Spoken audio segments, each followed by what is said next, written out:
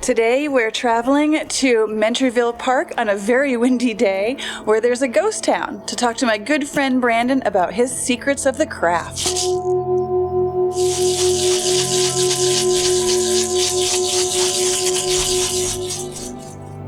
Hello? Is there anybody in here? My name is Melissa St. Hilaire, and I'm a professional witch. And these are the secrets of the craft. Nestled in a lush valley beside vivid green hills and a babbling brook sits Mentryville Park in Newhall, California, the oldest community in Santa Clarita. Charles Alexander Mentry founded Mentryville in the 1870s after oil was discovered in the area. He lived in a 13-room Victorian-style mansion with his wife, Flora May Lake, and their children. The mansion still stands today. Hi. Today we're in Mentryville. Today we stand at the house or the mansion of the Mentrys, which has stood here since the early 1900s. It's known to be haunted by Mr. Mentry, Mrs. Mentry, who you can hear usually walking around inside, opening doors. Mr. Mentry lets himself be known by cigar smoke, and every once in a while you can hear the pitter-patter of kids running across upstairs. After exploring the mansion, we decided to set up for the interview where Branden felt the energy of spirits sitting around a table. Right here I can feel two individuals, specifically a female right here sitting. Fairly robust is the impressions that I'm getting. Colors of lavender and lilac for the dress, but very subtle lavenders and lilacs. She feels older. 50s? Maybe early 50s? Early 50s? Early 50s.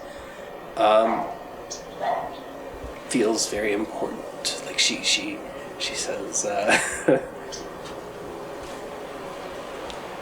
mother-in-law to the person sitting here who doesn't want to make an appearance for me. But she's informing me that she is the mother-in-law of this individual that sits right here. But they sit at a table, a small little round table. And I can feel playing cards or something small that's going between the two of them. And this door would be opened. And I feel the kitchen just on the other side of this. And I feel someone bustling around, preparing something. Pushing back into the far corner here, I can feel like almost a study or a little library. It would be awesome to go in there and actually look. Oh look, there is a kitchen.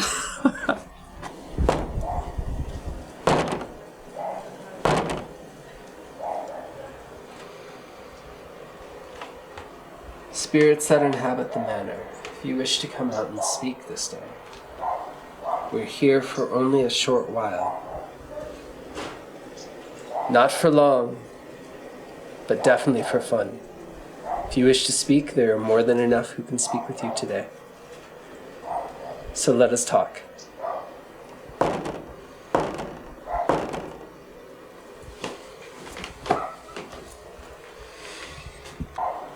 We're here for only a short while. Branden, tell me, why did you choose this location? Because it's a ghost town. I love ghosts. I love California history. I love histories. The fact that people once lived someplace and you just up and vanished. You left structures, but nothing else. So to me, that tells a lot about human nature in and of itself, how quickly they are to turn from the old, that which once served them. But yet, the old still stands, and the old still continues to serve, if necessary and needed, as shown by us. I mean, it's been a little refurbished, but you can tell by the floors, it's still supporting those of us that wish to walk upon it. Just like anything that is old, anything that is crafty, anything that is of old traditions, still desire to be walked upon. Choosing this location for me was a really fun idea, and it just came on a complete whim. As I was telling you earlier, a few days before, when we were thinking of where to scout out for shooting, it just showed up in a dream. And I had no idea that this area had a ghost town. I didn't know its history. I just moved here a few years ago. Same place that you recorded me beforehand, just a few miles in a different direction. And that fascinated me, and I thought, why not? It'd be a great place to do a little sightseeing. Do you have a ghost story that you can share that's funny or scary or anything like that? Calico Ghost Town. So it's funny because I was just reminded of this a few weeks ago when I was out with my roommate. We were talking about experiences, and he had just gone to Calico for the first time. And I remembered when I was a teenager, I had gone to Calico, and I'd stayed in a trailer on the lower parking lot all by myself. There were no trailers, there were no cars. It was completely empty except for the trailer I stayed in. In the middle of the night, as I was getting ready to go to sleep, it transitioned from February 9th to the 10th, which was my birthday. And around the trailer, there were hands that were pounding and saying my name all around the trailer. And no matter how many times I looked outside, I went around the trailer, I went walking, I looked for people. I tried to debunk this. There's no way that anybody could have hid. It's an open parking lot. You can't hide anywhere. And when I would go back in the trailer, they would start up again. And it stayed that way the entire night until 6 a.m. when I was finally woken up by my sister with breakfast. Wow. Nice. Yeah, so it was kind of fuck. Yeah. They were welcoming you for sure, you know, sending you a little happy birthday song. Yeah. 10 years after that, I went on the Ghost Queen Mary, and the same thing happened. Really? Mm-hmm. Now, do you think that they were the same entities or just very different entities? Very different entities. Okay, but they knew you somehow, huh? They surrounded me, and the psychic that was there that evening, because we took the psychic ghost tour. And that night happened to be a really special night. Not only was the psychic there, but the ghost hunting team that the Queen Mary had was also there. And they paired up without meaning to pair up that night. And then there was me. So that evening, the psychic kept staring at me. And I knew why she was staring, but I kept my mouth shut. At the very end of the night, we were walking away, and I was talking to the ghost hunters as well as her, and she said, I've never seen somebody come in with that many women surrounding them and keeping them safe wherever they went. You overwhelmed me at a moment because it took me for surprise. So to me, that's kind of like a, wow, nobody's ever said that. That's awesome. And it's probably like a little validation for you, because I know, like, you know, when you are a psychic medium, you have your own personal experiences, but then for someone else to come in and be like, I see this too, it's like, oh, at least for me, it's like, oh, thank you. I'm so happy to be validated. So, do you call yourself a witch? I do. Very proudly call myself a witch. It is something that I've earned. It is something that I've strived for. It is not something that, to me, just hands because you start walking the path. You have to know what your path is. You have to feel your path, and you have to be able to observe your path everywhere you go. It can't just be when you're sitting in front of your altar or when you're going on your vision quests. That's minor. That's exploration. Wait before you call yourself a witch. A witch serves their community, just as shamans serve their community. And to me, that's non-negotiable. Witches serve community. But the community must also serve the witch. If the community doesn't, there's an imbalance. And that's where we get people who come screaming, saying the witch cursed me. Because they are not whole within themselves. Because they are not giving as the witch themselves must be giving. But in turn, the witch must also give. They can't be that, oh yeah, I'm just gonna make him fall in love with you. No! I mean, yeah, but no! Yeah. And what is your craft? So my craft is one that is a little older of a tradition. It doesn't follow Norse pantheon or Celtic pantheon or anything of that sort. Growing up, I was really lucky to be integrated into multiculturals. And those different cultures took me under their wing, and they said, let me show you things. Let me teach you things. Being a channeler on top of being a witch, on top of being a psychic, has allowed me the ability to actually reach out to spirits themselves and get the real answer.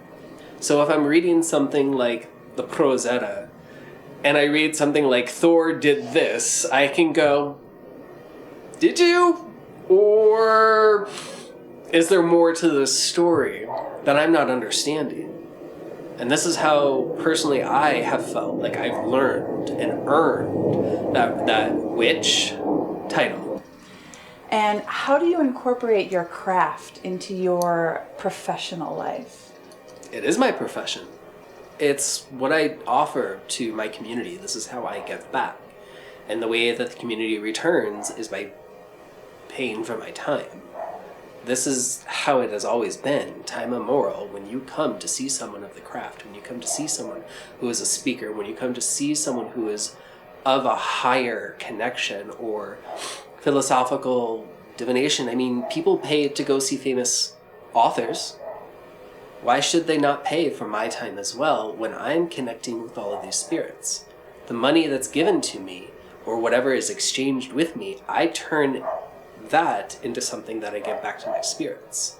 I feed them from my own plate. I always make certain that they have teas if I make something special.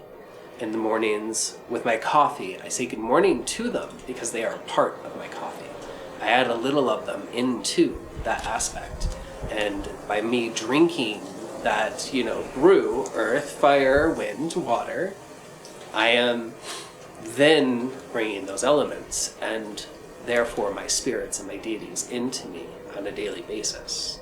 And I am able to then commune in that way until the end of my day when I go to sleep and say, peace. Like myself, you're a psychic reader at the Green Man in North Hollywood, California. Do you call yourself a psychic? Do you actually use that word? And what are your specialties? Funny you ask, because I've struggled with that a long time. I always think saying psychic, people laugh at me. Because it's not just, they see this word, and that's all they see. And being a psychic is so much more. That's just an umbrella terminology. Like, finances! It's such a blanket word. You could come up with so many different ways of weaving that web or weaving that blanket or creating that connection. So calling myself psychic feels weird overall. I do prefer the term witch. Witches are connected. They are a part of everything. So at least within my tradition, how it was impressed upon me by my spirits, that one has to be in connection regardless of the dimension, regardless of the plane, regardless of the place. You should feel what is happening in your environment and be able to communicate with it. If you can't, get the hell out. It's obviously an environment that doesn't want you. If not, then learn your lesson. Done. But you have to learn that. So calling myself psychic is something that I use in order to connect with people. They understand the terminology at its base. You're someone that has some sort of extra sense or extra perception of things. So sure, come to me. But if I called myself a channeler, which is what I am, who knows what that is? And I can't keep leaning back and saying, you know the Oracle of Delphi? Yeah, it's that. Except I can communicate with multiples, and I don't have to be intaking all of this toxic smoke to reach that level. I've learned how to connect in quickly. And what are your specialties? I know you mentioned you're a channeler, but I also know that you work with tarot and with runes, so talk to me a little bit about that. Sure. So I've done cartomancy, which is divining through playing cards, since I was 4. 5. Thank you. 5. Corrections on the spot. Since I was 5, I have played with understanding things. I started out with a deck of playing cards suddenly appearing on my grandparents' coffee table. Strict Baptist, playing cards weren't allowed in the house. That always leads to gambling. So they didn't even have Monopoly in the house because it leads to gambling. I know, weird. So where this new deck in its plastic wrap appeared, I still don't know. Nothing was there moments ago when I had gone to the kitchen, and no one had gone to the living room when I came in. So I felt that urge, pick it up. And I felt that urge, red, no, black, yes. Ask me a question. So I clearly asked, are you evil? And the answer came, no. Are you good? No. Will you harm me? Emphatically, no. I asked the same 3 questions later on, and the answer came the same. Nice. I asked many years later the same question to a different deck, and the answer came emphatically the same. I've had another deck where I took from the store, purchased it, took it home, opened it. Will you cause me harm? Yes. Thank you. Poker only. So, yes. At one point, we heard footsteps coming from inside the locked, empty building. Does the scientific community continue to scratch their head and rebuke or refuse it? Yes. I heard you. I just heard a ghost. I just heard someone walking. I heard that too, yeah. So hello. No, very bare feet. Yes. Okay, and then our last question before we move on to the next segment.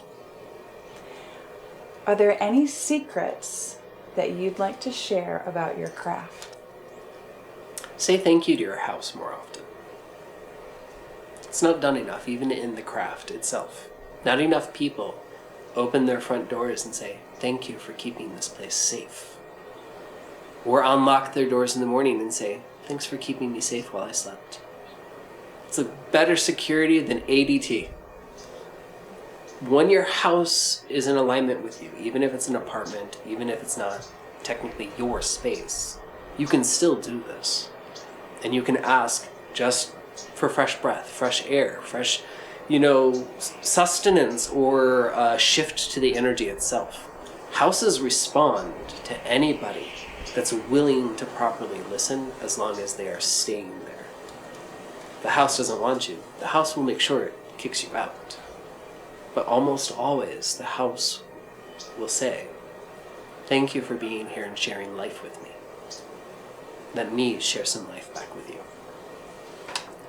What secret of the craft can you show us today?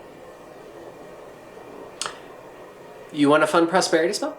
Yeah, let's do it. Okay. All right, we're going to go and we're going to do a fun prosperity spell. Stay tuned. After spending time with the spirits of Mentryville, Branden performed a ceremony to connect with the land. Using a singing bowl from Nepal that was blessed with water from a minor deity's pool and a fox fur rattle, he offered the land spirits fresh, clean energy while opening himself up to hear back what the land had to say. We then explored the old schoolhouse to perform a prosperity spell and offering. Hello? Is there anybody in here? While there, our associate producer, Jackie, took a photo through a window and captured orbs, but not before having some technical difficulties. My first attempt to take a picture through the blinds, my camera went completely black. Then I filmed and captured one tiny speck moving through the classroom. Of course, the orbs could have been merely dust, but the building was locked, empty, and sheltered from the wind. Later, crows arrived, as if to signal that the spirits of the schoolhouse had indeed stirred to greet us. Okay, so now we're going to have Branden show us a prosperity spell. What you got for me, Branden? So, I love mirth. I love the fun things. I love having some entertainment or something that I really find magical to all of my spellcrafting. So one particular thing that I do is I cook and I bake.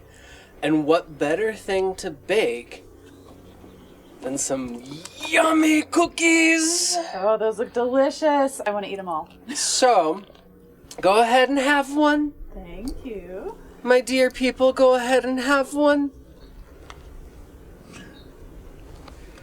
So what you'll find is that these cookies are simple oatmeal chocolate chip cookies. Nothing extraordinary about any of the ingredients, except the quality and the magic that I put into them. Oats for me represent hearty prosperity. It is something that can see you through the darkest, toughest, most rockiest of moments. And let's face it, we've all been there. So, this being a schoolhouse having children in it, I'm certain they haven't had a lovely little treat in a very long time. So what better thing to offer children than a delicious cookie? Awesome. Just for them. Awesome. And tell me, so how does that make a prosperity spell? So children are the future, yes? Yes. They're the ones that are going to continuously build upon anything that we currently give to them. So what we give to children now, in this life or the next, being oats, will teach them and share with them there is still life in abundance, regardless of what side of the veil you exist on. And the sweetness of the sugars are just enough that it can transfer over to them, and they'll be able to remember what sweetness is like. As these have lower sugar content in it, it'll be the sugar sweetness that they are used to, and it'll still be fulfilling. So, for the children that are the future, even though they existed in the past, they can still transition from one side to the next and can continue that life cycle, transferring one to the next. So simply asking to take this treat and be a treat for you. But for me, may it continue to bring hearty abundance and hearty connections to what I want to do in this world and on this earth. So I take a bite for me. I take the chocolate because we're in nature. And I leave a bite for them with the teeny tiniest bit of chocolate, something that they most likely didn't have. And I leave it simply there for them. And just a small amount is enough, regardless of how many children have walked through these doors. And that's just a simple little spell that you can incorporate wherever you go as an offering, not just to your deities, but also to that which is your past, so you can continue to build and have a strong future.